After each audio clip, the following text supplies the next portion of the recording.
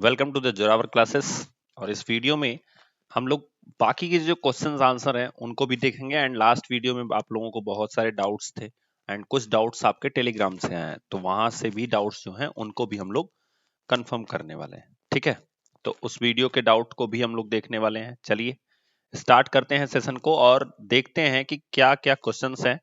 और आप लोग भी जल्दी जल्दी कमेंट बॉक्स में बताइएगा। ये जो क्वेश्चन है, अ body is projected vertically upward with a velocity u and returns to the starting point in 4 seconds if g is equals to 10 meter per second square, the value of u is। तो ये तो last video में हमने discuss भी किया था। मैंने आपको बताया था कि मान लीजिए एक बॉडी है जो यहाँ पे है जमीन पे और इसको ऊपर फेंका जाता है vertically upward with a velocity u। तो इसकी जो स्टार्टिंग वेलोसिटी है, इनिशियल वेलोसिटी है, वो u है और ऊपर फेंका जाता है। देन यहाँ पे जाकर के ये क्या हो जाता है, यहाँ पे जाकर के ये लास्ट में जीरो ही होगा। आपको पता है इसकी वेलोसिटी ऊपर जाके जीरो हो जाएगी एक टाइम पे, फिर वो जीरो से ही स्टार्ट होगी। मतलब दूसरी बार जब ये नीचे आएगा तो इसकी इनिशियल वेलोसिटी जीरो हो जाएगी, देन इसकी वेलोसिटी क्या हो जाएगी, यहाँ पे जीरो हो जाएगी जब ये नीचे आना शुरू होगा। ठीक है, और ये दोनों काम करने में उसे टोटल 4 सेकंड लगता है। इसका मतलब एक बार जाने में उसे कितना लग रहा होगा, 2 सेकंड लग रहा होगा। तो इसके बेस पे हमने क्वेश्चन को सॉल्व किया था। ठीक है, लास्ट वीडियो का लास्ट क्वेश्चन यही था। अब हम लोग आगे देखते हैं कुछ डाउट्स जो आपके थे। तो हाँ, ये क्वेश्चन में मैंने थोड़ा सा रॉन्ग बता रखा था क्योंकि यहाँ पे 22 था, दिमाग से उतर गया था मेरे। तो ये 23 होता है, ऑलवेज 23 होता है दोस्तों। एवोगैड्रो नंबर इसे बोलते हैं। किसी भी एक मोल में कितने मॉलिक्यूल्स होते हैं उसे हम एवोगैड्रो नंबर बोलते हैं। ठीक है, ये जो मॉलिक्यूल्स, नंबर ऑफ मॉलिक्यूल्स होते हैं, यही एवोगैड्रो नंबर्स कहलाती है। क्लियर हो गया?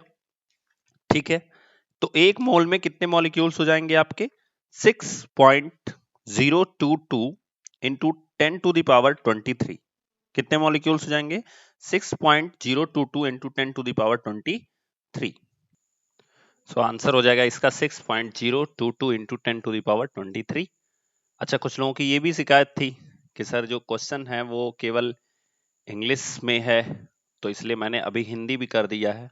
सारे क्वेश्चंस जो होते हैं वो सबको मैंने हिंदी कर दिया है, तो आप लोग देखेंगे तो आपको क्लियर हो जाएगा। ठीक है, चलिए मूव करते हैं नेक्स्ट। अब देखिए टेलीग्राम पे ये डाउट था नमीशा का, तो मैंने नाम भी लिख दिया है। तो अगर नमीशा ये वीडियो देख रही है तो वो ध्यान से देख ले। टेलीग्राम पे जो ग्रुप बना है डाउट सेशन का, उसमें इनका डाउट था। इसमें दिया गया है, a bullet of mass 20 gram is horizontally fired with a velocity of 150 meter per second from a pistol of mass 2 kg. What is the recoil velocity of pistol? मतलब एक ये कहने का मतलब है कि मान लो कोई पिस्टल है, ठीक है, और उससे क्या किया जाता है, एक बुलेट जो है यानी कि गोली जो है वो चलाई जाती है। थोड़ी सी पिस्टल सही नहीं बनी है, बट आप समझ लो कि यहां से एक गोली जो है वो फायर की जाती है। ठीक है, और ये पिस्टल का जो वेट है वो है 2 kg और ये जो बुलेट है इसका वेट है 200 ग्राम, सॉरी 20 ग्राम। ठीक है, तो इसको सही कर लेते हैं हम लोग, इसको कर लेते हैं 20 ग्राम। ठीक है, अभी क्या कह रहा है कि जो इसका मतलब क्या है कि हमारे पास दो मास मिले हैं, मास जो हैं वो दो मिले हैं। अगर हम क्वेश्चन को लगाएंगे तो कैसे लगाएंगे वो तरीका समझिएगा आप लोग। अगर हम सॉल्व करेंगे तो सिंपल सा आपको करना है कि क्या क्या गिवन है वो लिखते जाना है। तो पहला हमें m1 मिला है, कितना है 20 ग्राम। दूसरा क्या मिला है, दूसरा जो m2 मिला है वो है 2 kg का। कितने का है, 2 kg का। फिर क्या मिला है, देखो जब लिखा गया है bullet of mass 20 gram is horizontally fire with a velocity, तो अगर हम बात करें, ध्यान से समझिएगा, ये जो क्वेश्चन है वो मोमेंटम का क्वेश्चन है। तो उसमें क्या होता है, कंजर्वेशन ऑफ मोमेंटम जब आप लोग पढ़े होंगे तो आपको पता होगा कि किसी भी घटना के घटित होने के पहले का जो मोमेंटम है उतना ही मोमेंटम उसके बाद का होना चाहिए। ठीक है, ठीक है, तो अब अगर हम बात करें कि बुलेट की जो u1 है, u1 है जो, यानी कि जो इसकी इनिशियल वेलोसिटी है वो कितनी है, और बंदूक की जो इनिशियल वेलोसिटी है वो कितनी है।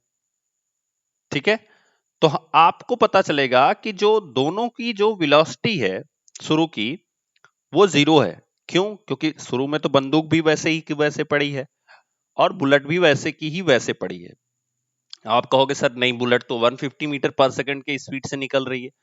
नहीं, निकल नहीं रही है, ये इसकी लास्ट वेलोसिटी हो जाएगी, क्योंकि बुलेट फिर वापस आ थोड़े नहीं रही है, ना ही कहीं जा रही है, वो उसकी लास्ट वेलोसिटी है 150। यानी कि आप कह सकते हो फाइनल वेलोसिटी जो है वो है 150 मीटर पर सेकंड। u1 जो है वो 0 है। इसी तरह से यहां पे जो u2 है वो भी 0 है और v2 जो है वो आपको फाइंड आउट करना है। ठीक है, कि बंदूक का जो लास्ट वेलोसिटी है वो कितना है, ये आपको फाइंड आउट करना है। क्लियर हो गया? तो हम मान लेते हैं ये जो लास्ट वेलोसिटी है ये v है। इसको हमने क्या कर लिया, एज्यूम कर लिया, मान लिया, सपोज कर लिया कि ये कितनी है, v है। ठीक है, चलो इसको v लिख लेते हैं। ठीक है, तो ये v हो गया। अच्छा, सबसे बड़ा सवाल है कि सर आपको कैसे पता चला कि यहाँ पे law of conservation of momentum लगेगा। देखिए, यहाँ पे लिखा गया है कि कोई चीज पहले स्टेबल थी। Law of conservation of momentum का मतलब क्या होता है, सिंपल सा होता है कि total momentum before fire is equals to total momentum after fire. मतलब फायर के पहले जब बंदूक रेस्ट पोजीशन में है, बंदूक और बुलेट दोनों रेस्ट पोजीशन में है, उसके पहले का जो मोमेंटम है वो फायर के बाद का मोमेंटम के बराबर होना चाहिए। तो अकॉर्डिंग टू, हम लिख सकते हैं according to law of conservation of momentum, conservation of momentum या मोमेंटा बोलते हैं। ठीक है, तो उसका रूल क्या होता है, सिंपल सा फार्मूला आप लोग याद कर लीजिए, m1u1 प्लस m2u2। मतलब पहले इनिशियल की बात हम करेंगे क्योंकि u जो है वो रिप्रेजेंट करता है इनिशियल को। m2u2 is equals to m1v1 plus m2v2। इसे अगर आप याद रख लिए तो आपका हमेशा क्वेश्चन ये सही होगा। ठीक है, अब देखिए m1 की वैल्यू कितनी है 20, तो वैल्यू कुछ भी रहे u1 की वैल्यू तो 0 है ना, तो ये ऑलरेडी 0 हो जाना है। फिर देखो u2 की वैल्यू कितनी है, 0 है, तो ये भी 0 हो जाना है। चलो m1 की वैल्यू जो है वो है 20, बट रिमेंबर इस गाइड, क्योंकि यहाँ पे मीटर पर सेकंड दिया गया है तो जो भी वैल्यू हम लेंगे वो सेम सिस्टम में लेंगे। जैसे MKS सिस्टम होता है, CGS होता है या SI सिस्टम होता है, तो यहाँ पे ग्राम दिया गया है तो इसको किलोग्राम में बदलेंगे। तो किलोग्राम में जब हम बदलेंगे तो आपको पता है कि जो 20 ग्राम है इसको किलोग्राम में बदलने के लिए हम 1000 से भाग करेंगे। ठीक है, तो 0 से 0 कैंसिल, और यहां से जब भाग दोगे तो आपको मिलेगा 0.02 kg। ठीक है, दूसरा क्या मिलेगा, अगर आप डायरेक्ट लिखना चाहते हो 2/100 लिख सकते हो। तो m1 की जगह पे हम लिख सकते हैं 2/100 इंटू 150। 150 क्यों? क्योंकि देखो v1 की वैल्यू 150 है, m2 की वैल्यू कितनी है 2 kg, इंटू v2 की वैल्यू हमने v मानी है क्योंकि इसे फाइंड आउट करना है। देन यहां से 0 से 0 कैंसिल, 5 से काटोगे 5 तिया 15, 5 दूना 10। ठीक है, 2 से काटोगे ये कैंसिल, ऊपर बच गया 3, तो यहां पे हो गया total 3 plus 2v is equals to 0। यहां से जब आप फाइंड आउट करोगे तो ये 3 इधर करोगे तो माइनस में आ जाएगा, -3 इज इक्वल्स टू 2v, और जब 2 से भाग करोगे तो ये हो जाएगा -1.5 मीटर पर second is equals to v। यानी कि जो बंदूक की स्पीड होगी या कह सकते हो बंदूक की जो वेलोसिटी होगी वो 1.5 मीटर पर सेकंड की होगी। एक सेकंड में वो 1.5 मीटर पीछे जाएगी। बट रिमेंबर इट, क्योंकि यहां पे माइनस आया है, ठीक है, तो माइनस जो है, जो आपका माइनस है वो रिप्रेजेंट करता है अपोजिट डायरेक्शन को। किसको रिप्रेजेंट करता है? अपोजिट डायरेक्शन को। अपोजिट डायरेक्शन कहने का मतलब क्या है कि जब आप बंदूक से गोली आगे निकलेगी तो बंदूक पीछे जाएगी, जब गोली क्या होगी आगे निकलेगी तो बंदूक कहां जाएगी, पीछे जाएगी। ठीक है, तो आई होप नमिशा आपको ये चीज समझ में आई होगी। ठीक है, चलिए मूव करते हैं नेक्स्ट क्वेश्चन के ऊपर। वो आप पूनम का है, जिनका टेलीग्राम पे डाउट था कि सर ये जो लिखा है सैचुरेटेड असाइक्लिक हाइड्रोकार्बन कंपाउंड्स क्या है। देखो अगर आप हिंदी पढ़ोगे ना तो उसमें आपको समस्या हो सकती है, उसमें एसिलिक लिखा होता है, तो ये एसिलिक का मतलब आपको समझ में ही नहीं आएगा। इसलिए मैं आपसे रिकमेंड करता हूं कि अगर आप केबीएस दे रहे हो तो आदत डालो इंग्लिश के पेपर को सॉल्व करने की। हालांकि आप लोग कहते हो कि सर हिंदी में भी लिख दीजिए, तो मैंने लिख रखा है, ठीक है, बट मैं आपसे रिकमेंड करूंगा हमेशा हमेशा कि आप केबीएस के पेपर को ना कोशिश किया करो, खास करके साइंस के पार्ट को, उसको इंग्लिश में ही सॉल्व करने की कोशिश किया करो, क्योंकि बहुत सारे ऐसे वर्ड्स होते हैं जो हिंदी में बिल्कुल डिफरेंट हो जाते हैं। अब देखिए यहाँ पे एसिलिक लिख दिया, अब आपको समझ में ही नहीं आएगा कि भैया हाइड्रोकार्बन में एसिलिक कहां से आता है। असाइक्लिक का मतलब क्या होता है कि जो साइकिल में ना हो, मतलब ये ओपन चेन हो। ये कैसा होता है? ओपन चेन होता है। असाइक्लिक का मतलब जो साइकिल में ना हो, ये कैसा होता है? ओपन चेन होता है। देखो ये स्ट्रक्चर जानने के पहले मैं आपको सिंपल सा एक स्ट्रक्चर बताना चाहता हूं, ध्यान से देखिएगा।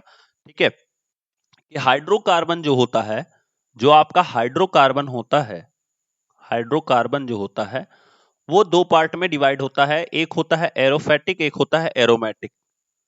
ठीक है, एरोफेटिक, ठीक है, और दूसरा होता है एरोमेटिक। ठीक है, तो एक इसमें क्या होता है? ओपन चेन होता है, और एक होता है क्लोज चेन। तो क्लोज चेन में एक एग्जांपल है सिर्फ, वो है बेंजीन। जो आपका डाउट होता है ना बेंजीन का, वो आप देख लीजिए, क्लोज चेन होती है बेंजीन की, मतलब वो कुछ इस तरह से स्ट्रक्चर होता है बेंजीन का। ठीक है, इस तरह से स्ट्रक्चर होता है, क्लोज चेन होता है, और इसमें अल्टरनेटिवली एक के बाद एक पे लगा होता है डबल बॉन्ड। ठीक है, तो ये है क्लोज चेन का। याद रखिएगा, यहां पे आप लोग खुद दिख रहा होगा, देखिएगा। ठीक है, आपको खुद दिख रहा होगा कि जो हाइड्रोकार्बन है वो कैसे डिवाइड किया गया है, आपके सामने लिखा गया है असाइक्लिक और एलिफेटिक। तो मैंने आपको बताया ना, असाइक्लिक का मतलब होता है ओपन चेन, मैंने आपको बताया ही कि जो साइकिल में ना हो। और कार्बोसाइक्लिक या साइक्लिक, इसी को बोलते हैं कार्बोसाइक्लिक या साइक्लिक। याद रखिएगा, ओपन चेन के अंदर एल्केन्स, एल्कीन और एल्काइन आते हैं, बट रिमेंबर इट, सैचुरेटेड के अंदर अगर आप देखोगे तो यही आता है, एल्केन आता है। सैचुरेटेड के अंदर देखोगे तो केवल एल्केन आता है। सैचुरेटेड का मतलब क्या होता है कि कार्बन की कितनी बैलेंसी होती? कार्बन की 4 बैलेंसी होती।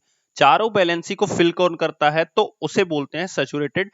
तो आपसे पूछा गया सैचुरेटेड असाइक्लिक, तो असाइक्लिक भी हो सैचुरेटेड भी हो तो उसमें एल्केन आएगा। तो आपके ऑप्शन में एल्केन में एक जो इस क्वेश्चन का ऑप्शन है पूनम जी, उसमें एक ब्यूटेन दिया है। क्या दिया है? ब्यूटेन दिया है। So butane will be your right answer. Is it clear? Butane will be your right answer. Clear हो गया? आगे भी समझ लो, ये दोनों अनसैचुरेटेड होते हैं। अनसैचुरेटेड असाइक्लिक अगर आपसे पूछे या ओपन चेन पूछे तो एल्कीन्स एल्काइन होते हैं। एल्केन का फार्मूला क्या होता है? CnH2n+2, CnH2n+2। ठीक है, यहां पे एल्कीन का फार्मूला क्या होगा? CnH2n, एंड यहां पे एल्काइन का फार्मूला क्या होता है? CnH2n-2। ठीक है, तो ये फार्मूले जो हैं वो आपको याद होने चाहिए। क्लियर हो गया? चलिए बहुत बढ़िया। तो एल्केन, एल्कीन, एल्काइन जो कि मैंने बहुत डिटेल में पढ़ा रखा है, आप सबको बहुत ज्यादा डिटेल में मैंने पढ़ा रखा है। एंड रिमेंबर इट, अगर हम साइक्लिक में आएंगे, साइक्लिक में आएंगे तो मैंने आपको बताया एरोमेटिक के अंदर एक एग्जांपल आपको याद रखना है, वो है बेंजीन। सिर्फ एक ही एग्जांपल, जैसे ही कहीं पे एरोमेटिक दिखे और साइक्लिक दिखे तो आप बेंजीन लगा दीजिएगा। उसके बाद एली साइक्लिक जो होता है, एली साइक्लिक जो होता है, इसमें हमेशा साइक्लो करके आएगा। देखिए यहाँ पे साइक्लो एल्केन लिखा है, साइक्लो एल्कीन लिखा है, साइक्लो एल्काइन लिखा है, मतलब ये सब क्या होते हैं? क्लोज्ड शेप में होते हैं। एल्केन, एल्कीन, एल्काइन भी होते हैं, लेकिन ये क्लोज शेप में होते हैं। और सबसे बेस्ट एग्जांपल जो क्लोज चेन का होता है, या कह सकते हो क्लोज्ड का होता है, साइक्लिक का होता है, वो है बेंजीन आपके सामने, जो एरोमेटिक के अंदर आता है। तो ये भी याद रखिएगा, वो कहां से क्वेश्चन पूछ सकता है ये आप नहीं जान सकते हो। तो सिंपल सा आपको याद रखना है, असाइक्लिक जिसे हम ओपन चेन जो बोलते हैं, और एलिफेटिक। इसी तरह से आपको यहां याद रखना है कार्बोसाइक्लिक, यानी कार्बन के सारे साइक्लिक यानी कि चक्रण वाली चीजें, उसके बाद उसमें एलिसाइक्लिक आएगा और एरोमेटिक आएगा। क्लियर हो गया? तो ये क्वेश्चन था आपका। दूसरा क्वेश्चन था जो पूनम जी, वो आपका दूसरा क्वेश्चन ये था, मैं ऐसे ही बता देता हूं कि एक आदमी है जो अपनी गाड़ी से चल रहा है, ठीक है, उसके पास गाड़ी है या अपनी बस से ही चल रहा है, और ये क्या करता है, वो आदमी मान लो यहां पे बैठा हुआ है इस पोजीशन पे, इसने क्या किया कि कोई बॉल जो है वो ऊपर उछाल दी, ठीक है। अब चूंकि बस तो चल रही है, ठीक है, सवाल यही पूछा गया था कि एक चलती गाड़ी में एक आदमी ने बॉल को ऊर्ध्वाधर ऊपर की ओर उछालता है, बॉल कहां गिरेगी, क्वेश्चन ये पूछा गया था। तो आदमी के पीछे, आदमी के आगे, आदमी की गोद में। तो देखिए इसे बोलते हैं इनर्सिया का रूल, ठीक है, इनर्सिया बोलते हैं, लॉ ऑफ इनर्सिया बोलते हैं इसे। उसके कारण क्या होता है कि जितनी स्पीड से आपकी बस चल रही होती है, ध्यान से समझिएगा, जितनी स्पीड से आपकी बस चल रही होती है, जब आप बॉल को ऊपर फेंकते हो उसी स्पीड से बॉल भी आगे की तरफ मूव कर रही होती है। तो जब वो गिरेगी तो सीधे आपके ही गोद में गिरेगी जिसने उस बॉल को ऊपर फेंका होगा। इसे जान लीजिएगा। इनर्सिया के सेक्शन में मैंने काफी डिटेल में पढ़ा है, फिर से उसको रिवाइज कीजिएगा तो आपको ये भी कॉन्सेप्ट मैंने वहां पे बता रखा है, आपको वहां पे क्लियर हो जाएगा, ठीक है। तो आई होप आपका डाउट क्लियर हो गया होगा, पूनम जी एंड नमिसा, ये दोनों लोगों का डाउट जो है वो क्लियर हो गया होगा, ठीक है। अगला फिर आप नमिसा का एक डाउट है, a hockey ball of 200 gram travelling at 10 metre पर second is struck by a hockey stick edge so as to return it along its original path with a velocity of 5 meter per second. Calculate the magnitude of change of moment occurred in the motion of the hockey ball by the force applied by the hockey stick. ठीक है, तो हिंदी भी मैंने लिख रखा है, जिनको हिंदी के लिए जरूरत थी वो लोग हिंदी में समझ सकते हैं क्वेश्चन को पढ़ करके, ठीक है। चलिए, तो मुझे तो क्वेश्चन समझ में आ गया कि एक बॉल है जिसका वेट है 200 ग्राम, ठीक है। चलो तो हम बना लेते हैं। एक बॉल है जिसका वेट है 200 ग्राम, ये क्या कर रही है, ये आगे की तरफ मूव कर रही है, कितनी स्पीड से, इसकी स्पीड जो है वो है आपकी 10 मीटर पर सेकंड की, 10 मीटर पर सेकंड की स्पीड से ये क्या कर रही है, मूव कर रही है, ठीक है। और ये एक हॉकी से जाके टकरा जाती है, ठीक है, एक हॉकी स्टिक है जिससे जाके ये क्या हो जाती है, टकरा जाती है, ठीक है। तो जब ये टकराती है उसके बाद से इसका जो, जिस रास्ते ये आई है, ठीक है, ये आ रही है इस रास्ते से, यहां टकराई, और टकराने के बाद ये वापस जाती है, तो वो जो वापस जाने का स्पीड है, यानी इसकी अगर कहोगे लास्ट वेलोसिटी जो है वो दिया गया है 5 मीटर पर सेकंड की। कितनी है, 5 मीटर पर सेकंड की। आपसे कहा है calculate the change of momentum. देखो चेंज ऑफ मोमेंटम क्या होता है कि कितना चेंज हुआ है उसके मोमेंटम में। तो उसके लिए हमें क्या करना पड़ेगा, इनिशियल स्टेज में कितना मोमेंटम था एंड फाइनल स्टेज में कितना मोमेंटम था, उसके बीच में कितना गैप आ रहा है, यही होता है चेंज ऑफ मोमेंटम, ठीक है। जैसे मैं आपसे बोलूं कि आपके मार्क्स में क्या परिवर्तन हुए, जैसे मान लो आपने कोई टेस्ट दिया, एग्जाम्पल में समझ लो, आपने कोई टेस्ट दिया उसमें आपके 95 आए, अगला टेस्ट आपने दिया उसमें आपके 98 आए, तो मैं पूछूं कि कितने चेंज आए मार्क के बीच में, तो आप क्या कहोगे, आप कहोगे सर फाइनल में से इनिशियल वाले को माइनस कर देंगे, यानी लास्ट वाले में से फर्स्ट वाले को क्या कर देंगे, माइनस कर देंगे। तो वही काम हमें यहां भी करना है, हमें करना है इनिशियल।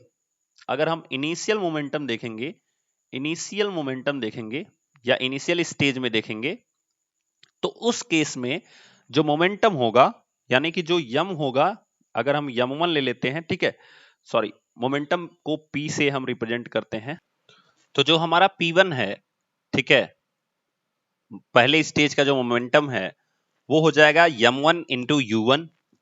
तो देखिए यम की जो वैल्यू है वो है 200 ग्राम, तो इसको हम पहले किलोग्राम में जब चेंज करेंगे तो ये हो जाएगा 200 अपॉन 1000 इंटू 10 मीटर, ठीक है। तो ये इनिशियल स्टेज का हो गया।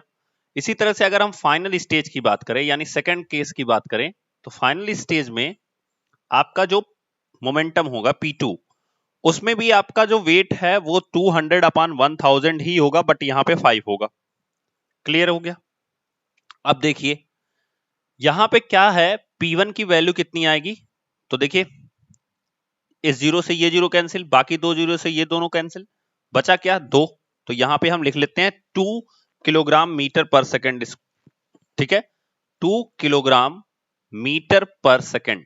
याद रखिए मोमेंटम का ये यूनिट होता है, कैसे आता है, m की वैल्यू केजी होती है और v की वैल्यू मीटर पर सेकेंड होती है, इसलिए जो आपकी यूनिट बनती है वो किलोग्राम मीटर पर सेकेंड की बनती है।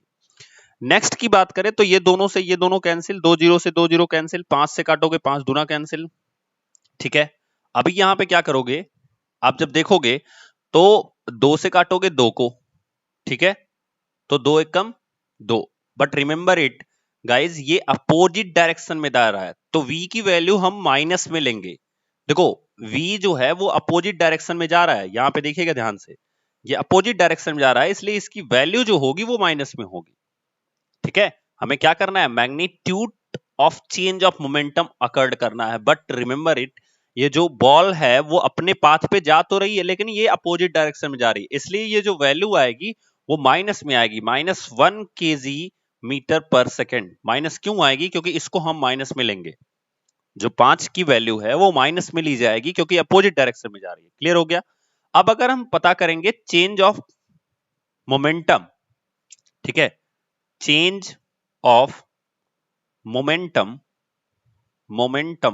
तो अभी हमने समझाया आपको कि अगर आपका 98 मार्क्स आता है और पहले बार में 95 मार्क्स आता है तो आप 98 में से 95 माइनस करते हो। अच्छा मान लो अगर आपका पहली बार में 95 आया और लास्ट चांस में आपका आया 92, तो आप क्या करोगे, तब भी आप 92 में से 95 माइनस करोगे, तभी तो आपको पता चलेगा कि मेरा 3 नंबर जो है वो कम हो गया, क्योंकि वो वैल्यू माइनस में आएगी, तो 3 नंबर कम हो गया। तो इसी तरह से हम क्या करेंगे, यहाँ पे P2 माइनस P1 करेंगे। गाइस क्या करेंगे, P2 माइनस P1 करेंगे, और P2 की जो वैल्यू है वो है -1 एंड -2। ठीक है, तो ये टोटल कितना हो जाएगा, -3 kg मीटर पर सेकेंड। तो अगर हम मैग्नीट्यूड की बात करें, चूंकि मैग्नीट्यूड हमसे पूछा है, माइनस तो ये डायरेक्शन बता रहा है, मैग्नीट्यूड की बात करें तो हमारे पास 3 kg मीटर पर सेकेंड इसका आंसर आएगा। क्लियर हो गया। साइंस है ये, मैथमेटिक नहीं है, यहाँ पे आपको डायरेक्शन भी मैटर करती है, इसलिए डायरेक्शन को भी फोकस करके तब ये क्वेश्चन लगाया कीजिए। आई होप नमिसा ये डाउट आपका क्लियर हुआ होगा। ठीक है, थैंक यू। मूव करते हैं नेक्स्ट पे। तो ये डाउट है मनीषा विजयवार का, उन्होंने पूछा है the average velocity of a body is equal to the mean of its initial and final velocity, the acceleration of the body is. Actual में उनका ये डाउट नहीं है, उनका डाउट है कि सर अगर एवरेज वेलोसिटी इसके अकॉर्डिंग, जो क्वेश्चन लिखा है उसके अकॉर्डिंग अगर एवरेज वेलोसिटी ये होता है कि इनिशियल एंड फाइनल को हम ऐड कर दें, इनिशियल एंड फाइनल को ऐड कर दें और उसमें हम 2 से डिवाइड कर दें, तो एवरेज वेलोसिटी का एक और फार्मूला होता है, एवरेज वेलोसिटी का एक और फार्मूला होता है, वो क्या होता है, वो होता है total displacement, total displacement, displacement upon total time. ठीक है, तो डाउट उनका ये था कि ये दोनों फार्मूले में से कौन सा फार्मूला कब लगाएंगे। तो भैया जब हमें ऐसी कंडीशन देगा कि उसमें डिस्प्लेसमेंट हमें निकालना है, मान लो क्वेश्चन लिख दिया कि एक बॉडी है जो यहां से ए पॉइंट से लेकर के बी पॉइंट तक जाने में इतना टाइम लगाती है, उसकी एवरेज वेलोसिटी बताइए। ठीक है, जैसे एग्जांपल समझो, मान लो ये आपका घर है ए और आपका स्कूल है बी। ठीक है, आप यहां से चलना शुरू किए, देखो डिस्प्लेसमेंट मतलब होता है एक सीधा सा रास्ता, आप ऐसे घूम घूम के जा रहे हो, देखो ऐसे घूम घूम के जा रहे हो, तो ये डिस्टेंस जो होगी वो ज्यादा हो जाएगी। बट अगर हम डिस्प्लेसमेंट की बात करें तो क्वेश्चन में ऐसे डिस्टेंस दिया रहता है, हम अगर डिस्प्लेसमेंट की बात करें तो ये है सबसे छोटा सा जो रास्ता होता है वही डिस्प्लेसमेंट होता है। अब इस डिस्प्लेसमेंट को चलने में कितना टाइम लगा उसी से डिवाइड करेंगे, देन वेलोसिटी मिलेगी। स्पीड में क्या होता है, total distance upon total time होता है, फर्क यही होता है। आप फिर से देखेंगे ना, जो मोशन का मैंने आपको चैप्टर करा रखा है यूट्यूब के ऊपर, या आपका जो पेड कोर्स में क्वेश्चन करा रखा है, जब आप उसको फिर से देखोगे तो आपको ये चीजें फिर बिल्कुल क्लियर हो जाएंगी। तो दोनों में अपने आप साफ साफ दिखेगा कि कौन सा हमें कब यूज करना है। क्लियर हो गया? तो ये क्वेश्चन नहीं था, क्वेश्चन ये नहीं था इनका, क्वेश्चन यही था कि एवरेज वेलोसिटी का अगर ये फार्मूला हो सकता है कि इनिशियल प्लस फाइनल अपॉन 2 और एवरेज वेलोसिटी का total displacement upon total time हो सकता है, तो कौन सा फार्मूला कब लगेगा, वो इनका क्वेश्चन था। ठीक है, तो वो डिपेंड ऑन क्वेश्चन करता है। मनीषा जी, मैं आपसे रिकमेंड करूंगा अगर आप कोर्स के स्टूडेंट हैं तो कोर्स में जरूर जाके देख लीजिए, और अगर नहीं तो फिर भी मोशन का जो पार्ट मैंने डाल रखा है यूट्यूब के ऊपर, उसमें भी अगर आप देखेंगे तो आपको क्लियर हो जाएगा। ठीक है, चलिए आ जाता है नेक्स्ट आज का क्वेश्चन। इतने तो डाउट्स थे आपके। An object starting from rest travels 20 metre in first 2 second and 160 metre in 4 second, what will be the velocity after 7 second from the start. तो ये क्वेश्चन मैंने आपको लास्ट वीडियो में ही समझा रखा था कि लगाना कैसे है। दो केसेस हैं इसमें। इसमें कितने केसेस हैं? दो केसेस हैं। तो केस नंबर फर्स्ट जो है वो ये है, केस नंबर फर्स्ट के अकॉर्डिंग जो ट्रेवलिंग है वो 20 मीटर की है, यानी यस की वैल्यू है 20 मीटर की। टाइमिंग जो दी गई है वो दी गई है 2 सेकंड की। ठीक है, बट याद रखिएगा चूंकि ये ऑब्जेक्ट जो है, जो वस्तु है, वो स्टार्ट हो रहा है, ट्रेवल करना स्टार्ट हो रहा है रेस्ट से, तो यू की भी वैल्यू कितनी हो जाएगी? 0 की। ठीक है, तो इस केस में हमें ए फाइंड आउट करना है। मैं ए फाइंड आउट क्यों करा रहा हूं? क्योंकि मुझे पता होना चाहिए कि जो एक्सेलरेशन है वो चेंज हो रहा है या नहीं हो रहा है। तो अगर हम यहां से S is equals to UT plus half AT square लगाएं, UT plus half AT square लगाएं, तो यस की वैल्यू तो दी गई है 20। ठीक है, यू की वैल्यू कितनी है? यू की वैल्यू है 0, तो ये टोटल 0 हो जाएगा, फिर इसमें कुछ लिखने की जरूरत नहीं है। फिर ये हो जाएगा हाफ इंटू ए इंटू टी की वैल्यू है 2, 2 का स्क्वायर हो जाएगा 4, 2 से ये काटोगे 2 दूना 4। अब देखो यहां पे 2 से जब डिवाइड करोगे तो ए की वैल्यू आ जाएगी आपकी 10 मीटर पर सेकेंड स्क्वायर। चलो, तो यहां पे हमें पता चला ए की वैल्यू कितनी आ गई? 10 मीटर पर सेकेंड स्क्वायर। इसी तरह से अगर हम केस नंबर 2 की स्टडी करें, केस नंबर 2 हमें दिया गया है, उसमें यस की वैल्यू दी गई है 160 मीटर, टी की वैल्यू दी गई है 4 सेकेंड, यू की वैल्यू हमें पता है कि अब यहां पे जो यू होगा, ध्यान से देखिएगा, वो 2 सेकंड के बाद जो वेलोसिटी होगी फाइनल, वो होगी। तो अगर हम 2 सेकंड के बाद फाइनल वेलोसिटी पता करें तो v is equals to u plus 80 से फाइंड आउट कर सकते हैं।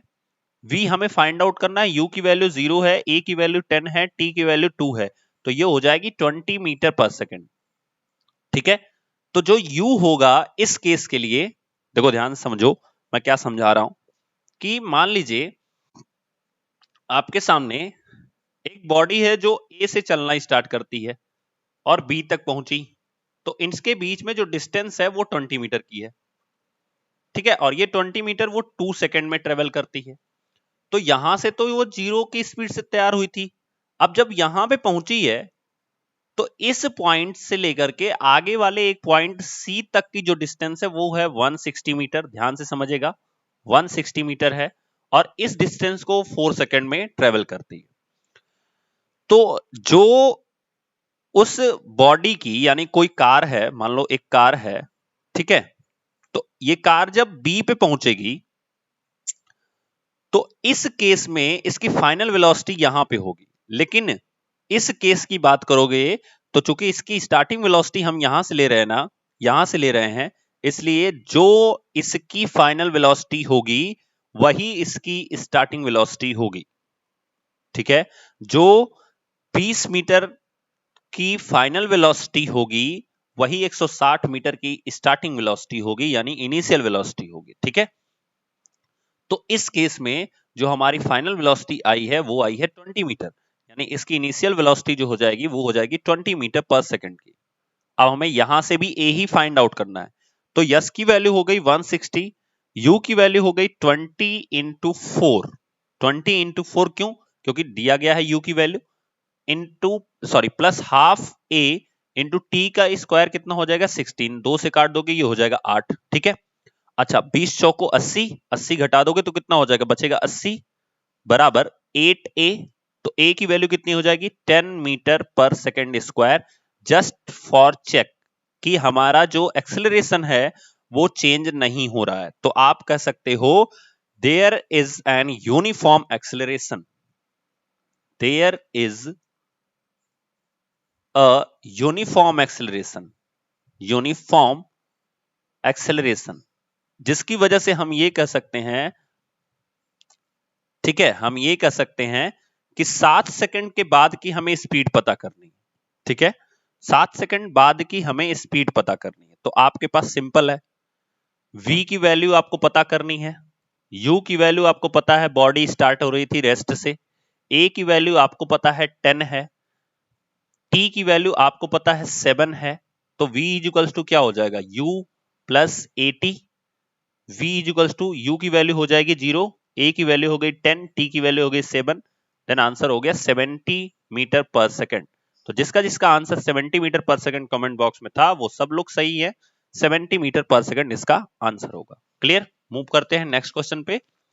अ car is travelling with a speed of 36 kilometre per hour, the driver applied the brake and retard the car uniformly, the car is stopped in 5 second, find the distance. बहुत simple question है, but सबसे पहले आपको पता होना चाहिए कि ये जो कार है वो कितनी स्पीड से ट्रेवल कर रही है। तो आपकी ये जो इनिशियल वेलोसिटी है वो 36 किलोमीटर पर आवर की है, आपको मीटर पर सेकंड में चेंज करना है। तो मैंने आपको तरीका बता रखा है कि अगर आपको किलोमीटर पर आवर से मीटर पर सेकंड में चेंज करना है तो याद रखिए, चूंकि 36 था तो आप यहां पे 36 लिख लीजिए। मैंने एक वैल्यू बताई 5/18। अब लोगों को कंफ्यूजन होती है, सर 5 ऊपर कब रहेगा, 18 ऊपर कब रहेगा, उसी का डाउट आपको क्लियर करना है बस। तो आप बताइए, आप किलोमीटर से मीटर में जा रहे हो ना, यानी बड़े से छोटे में जा रहे हो, तो जिसमें जा रहे हो वही वैल्यू ऊपर हो जाएगी, यानी छोटी वाली वैल्यू ऊपर रहेगी, बड़ी वाली नीचे रहेगी। तो 18 दूना 36, 5 दूना 10, तो हमारा क्या हो जाएगा, यहां से हम इसको लिख सकते हैं 10 मीटर पर सेकंड। पहला काम हमारा हो गया। अच्छा, ड्राइवर क्या कर रहा है, ब्रेक अप्लाई कर रहा है, इसका मतलब जो एक्सेलरेशन होगा वो डाउन होगा, वो माइनस में आएगा। ठीक है, तो वो धीरे धीरे माइनस में आएगा। चलो, अब होता क्या है कि कार जो है वो स्टॉप हो जा रही है, इसका मतलब फाइनल वेलोसिटी उसकी कितनी हो जा रही है, 0। कितने समय में, तो 5 सेकंड में इसकी फाइनल वेलोसिटी 0 हो जा रही है। डिस्टेंस आपको पता करना है, यस की वैल्यू पता करनी है, लेकिन आपको एक्सेलरेशन पता होना चाहिए ना कि किस एक्सेलरेशन से वो डाउन हो रहा है। तो केवल इन 3 चीजों से हम एक्सेलरेशन फाइंड आउट कर सकते हैं। तो हम लिख सकते हैं v is equals to u plus a t. v की वैल्यू कितनी है, 0, u की वैल्यू है 10, a की वैल्यू हमें फाइंड आउट करनी, माइनस में आएगी क्योंकि रिटार्ड हो रही है, रिटार्ड हो रही है। ठीक है, मंदन बोलते हैं जिसे, ठीक है, क्योंकि वो धीरे धीरे रुकेगी ना। और t की वैल्यू है 5, तो देखो 10 इधर भेजोगे तो -10 हो जाएगा, divided by 5 is equals to a, तो यहां हो जाएगा -2 metre per second square is equals to a।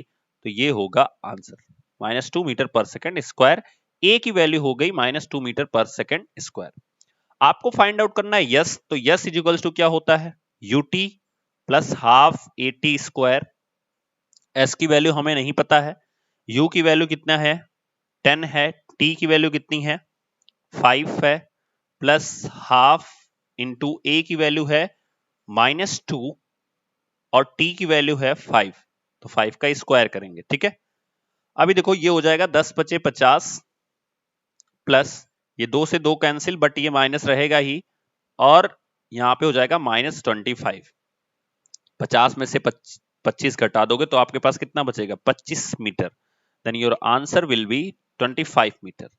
तो जिसका जिसका आंसर है 25 मीटर वो सब लोग सही है। क्लियर हो गया, चलिए मूव करते हैं नेक्स्ट क्वेश्चन पे। A body whose position with respect to time and surrounding does not change is said to be in a state of।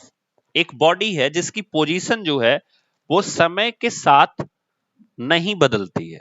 ठीक है, समय के साथ नहीं बदलती है, तो भैया जब समय के साथ उसकी पोजीशन नहीं बदल रही है इसका मतलब क्या है, वो रेस्ट पोजीशन में है। सिंपल सा आंसर है। ठीक है, in case of moving body, अगर कोई बॉडी है जो मूव कर रही है उस केस में आपके सामने 4 ऑप्शन लिखे गए हैं। पहला लिखा गया है displacement is greater than distance, फिर लिखा गया है displacement is less than distance, फिर लिखा गया डिस्प्लेसमेंट इज ग्रेटर देन और equal to distance, and last लिखा गया है डिस्प्लेसमेंट इज लेस देन और इक्वल टू डिस्टेंस। तो रिमेंबर इट, अगर मैं एक एग्जांपल बताऊं आपको कि एक बॉडी है जो पॉइंट ए से चल रही है और बी तक जा रही है, बहुत ध्यान से समझिएगा, आपको खुद आंसर आ जाएगा। ठीक है, इसको यहां तक जाने में, ये जो बॉडी है इसको यहां तक जाने में, ठीक है, या मैं ये जो पॉइंट है वो थोड़ा सा नीचे बना लेता हूं क्योंकि सही बनेगा फिर फिगर, ठीक है।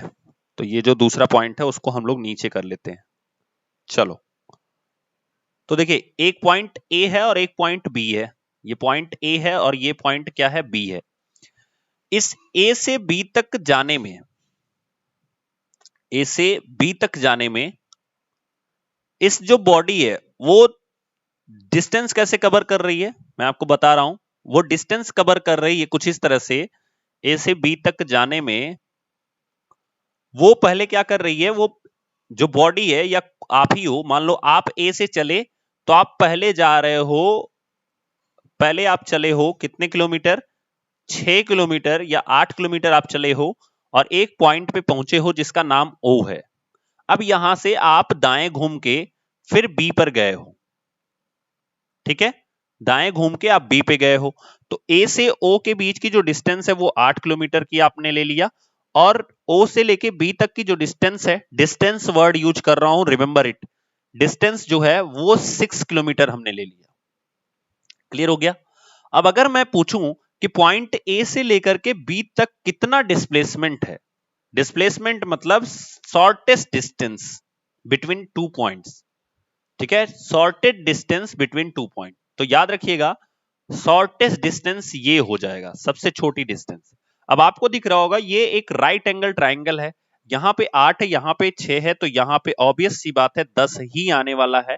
तो अगर आप इस केस में, केवल इस केस में टोटल डिस्टेंस देखोगे, ध्यान से देखिएगा, टोटल डिस्टेंस देखोगे, डिस्टेंस जो है वो आएगी आपकी 8 और 6 कितना हो गया, 14 किलोमीटर।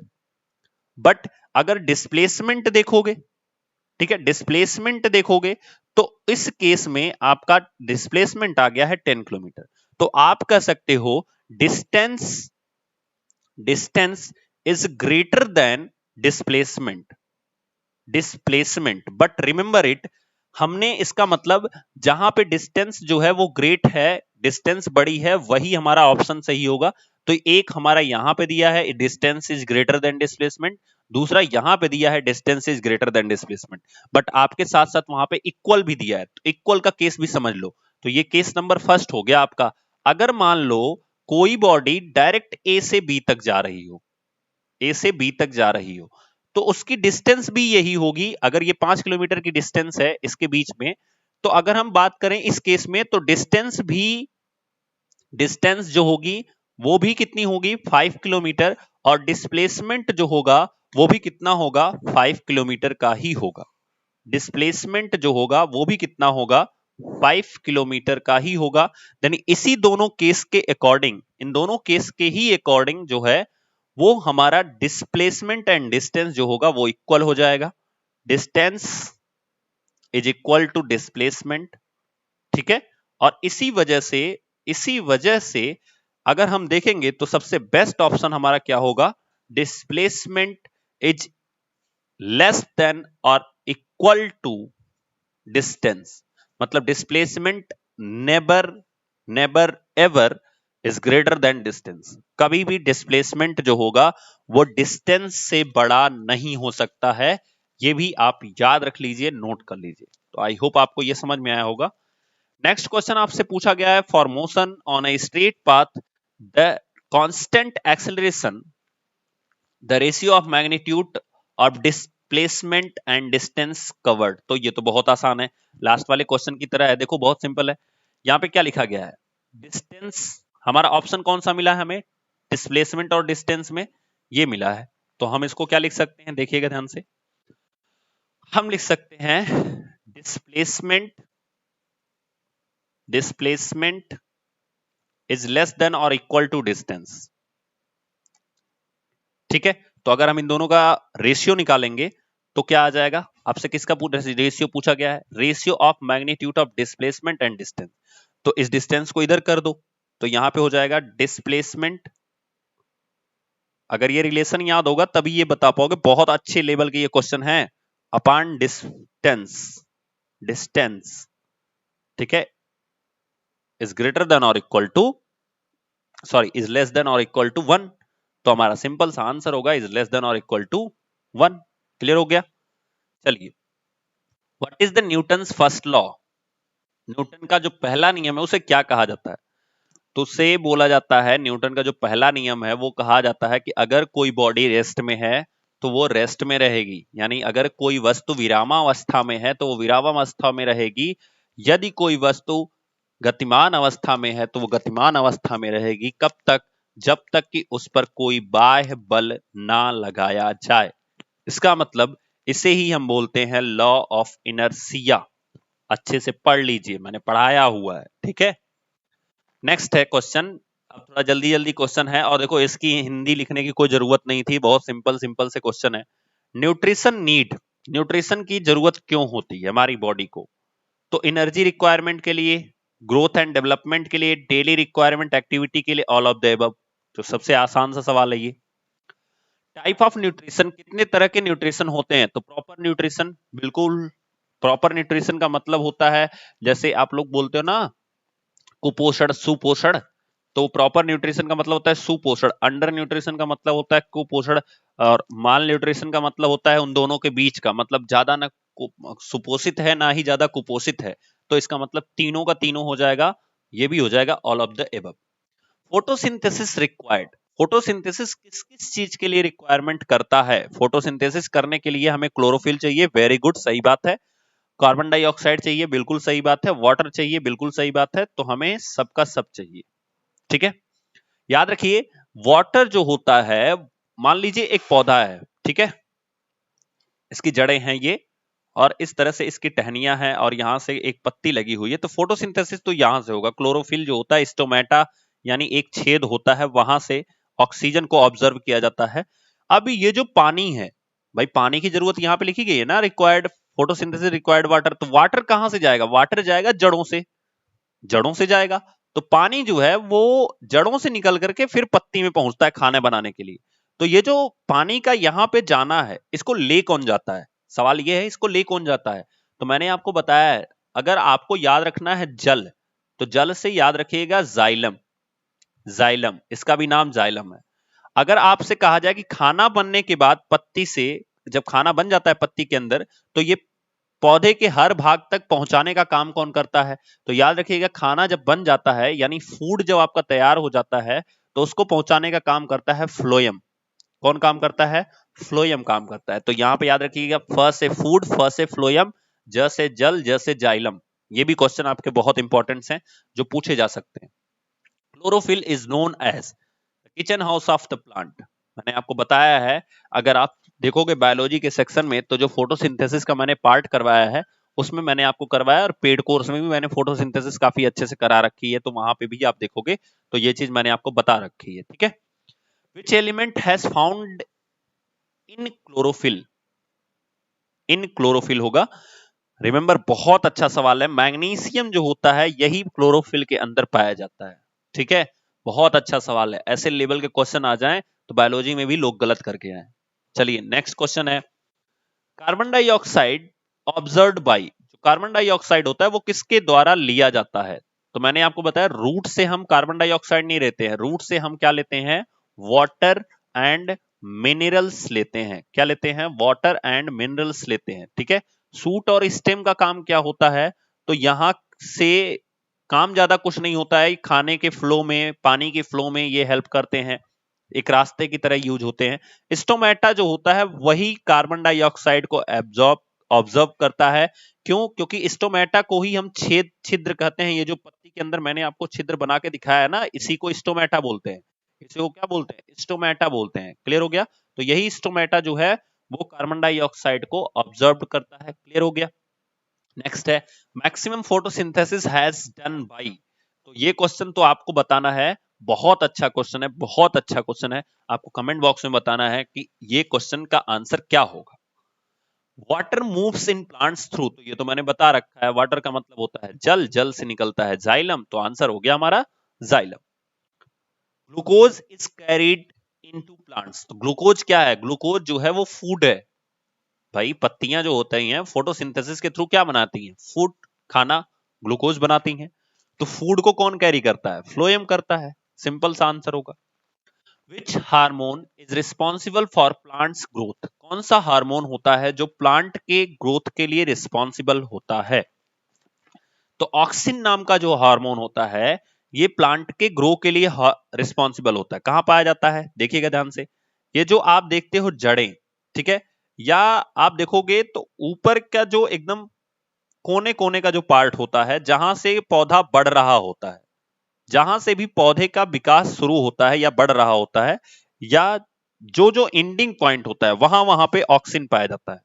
मतलब अब देखो यहां से ये पौधा ऐसे बढ़ेगा, फिर आगे कोई डाल बनेगी या पत्ती बनेगी या कुछ भी बनेगा, तो वहां से बढ़ेगा, तो इस पॉइंट पे भी ऑक्सिन पाया जाएगा। जहां जहां पे ये बढ़ने के लिए तैयार होगा वहां वहां पे क्या पाया जाता है? ऑक्सिन पाया जाता है। और इसी पौधे के अंदर एस्कॉर्बिक एसिड पाया जाता है, क्योंकि सोचो अगर ऑक्सिन जो है वही केवल हमारे पौधे के अंदर रहे तो पौधा तो बढ़ते बढ़ते बढ़ते बढ़ते बादल में चला जाएगा, आसमान में चला जाएगा, ठीक है।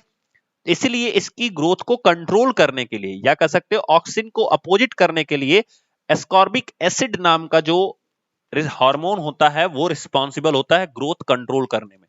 तो अगर आपसे पूछा जाए एस्कॉर्बिक एसिड का क्या काम है, तो वो होता है ऑक्सिन को कंट्रोल करना, नहीं तो ये पौधे को सिर्फ बढ़ाते रहेगा। तो कभी कभी ऐसे भी क्वेश्चन पूछता है कि ऑक्सिन पाया कहां जाता है, तो याद रखिए वो जड़ों में भी पाया जाता है, क्योंकि जड़ें भी तो बढ़ रही होती हैं, जड़ें भी बढ़ रही होती हैं। तो जहां जहां से पौधे के बढ़ने की गुंजाइश होती है हर उस पॉइंट पे ऑक्सिन पाया जाता है। क्लियर हो गया? तो आई होप दोस्तों आज का सेशन आपको बहुत अच्छा लगा होगा, 30 क्वेश्चन। और कुछ भी डाउट्स रहे तो आप जरूर मुझे बता दीजिएगा। तब तक के लिए थैंक यू।